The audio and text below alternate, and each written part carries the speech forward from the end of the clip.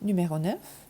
Comme le montre le schéma ci-dessous, Régent a construit un trottoir de béton de 2 mètres de largeur autour de sa piscine. Déterminez une expression algébrique de la superficie du trottoir. Alors, on cherche la superficie. La superficie, c'est un synonyme de l'aire. Donc, on cherche l'aire du trottoir. Comme toutes les unités fournies sont en mètres, l'aire sera en mètres carrés.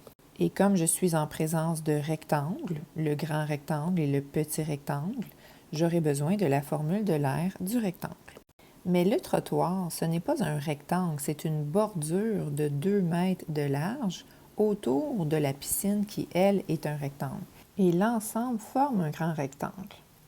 Donc, pour trouver la superficie du trottoir seulement, ma stratégie sera de trouver l'aire du grand rectangle, donc du rectangle extérieur, moins l'aire du rectangle représenté par la piscine, et c'est ça qui me donnera l'aire de la bordure. Alors, tant pour le rectangle extérieur que pour le rectangle de la piscine, la formule sera base fois hauteur, mais je devrais utiliser les dimensions du grand rectangle et les dimensions de la piscine. Sur l'image, les dimensions qui sont fournies sont celles de la piscine. La petite ligne de cote ici m'indique jusqu'où la dimension a été prise. Donc 6A plus 3, c'est la base de la piscine. Et 2A moins 1, encore une fois, ça correspond à la hauteur de la piscine. Donc ce que j'ai ici sont les dimensions de la piscine. Mais que sont les dimensions du grand rectangle dans ce cas-là? Alors, pour le trouver, rappelons-nous que le trottoir de béton a 2 mètres de largeur. 2 mètres de largeur à gauche et 2 mètres de largeur à droite. Donc, la largeur totale du grand rectangle sera 2 mètres plus 6A plus 3 mètres plus 2 mètres. Donc, j'ai noté ça ici. La base du grand rectangle sera 2 plus 6A plus 3 plus 2. Donc, avec le 2, la largeur de 2 de chaque côté. Je peux déjà réduire cette expression en regroupant mes termes semblables. Ce sera plus simple pour la suite de la démarche.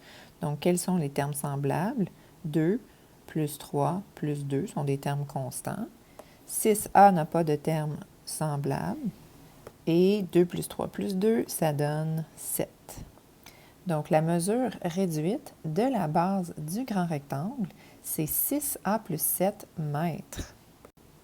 Alors, je vais tout de suite aller indiquer cette mesure sur ma figure du grand rectangle. Donc, 6A plus 7, c'est la mesure de la base du grand rectangle. Maintenant, quelle est la mesure de sa hauteur? La bordure du trottoir mesure 2 mètres de large aussi en termes de la largeur ou de la hauteur de la piscine. Donc, ce 2 mètres va s'ajouter à la hauteur de la piscine, de sorte que la hauteur du grand rectangle sera 2 plus 2A moins 1 plus 2.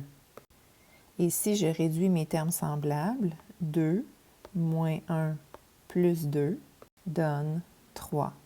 Donc, l'expression réduite de la hauteur du grand rectangle, c'est 2A plus 3. Je vais rapporter cette mesure sur mon autre image. Donc, 2A plus 3, c'est la hauteur du grand rectangle. Je suis enfin prête à structurer ma grande équation. Donc, l'aire du grand rectangle sera base fois hauteur, 6A plus 7 fois 2A plus 3, moins l'aire du rectangle de la piscine qui sera 6A plus 3 fois 2A moins 1. Et lorsque j'aurai effectué tous ces calculs, donc dans un premier temps, la multiplication ici de 2 binômes, l'autre multiplication de 2 binômes et la soustraction du premier résultat avec le deuxième résultat, j'obtiendrai enfin l'aire du trottoir qui est la bordure extérieure à la piscine. Mes unités de mesure seront exprimées en mètres au carré. Je vous laisse terminer l'exercice.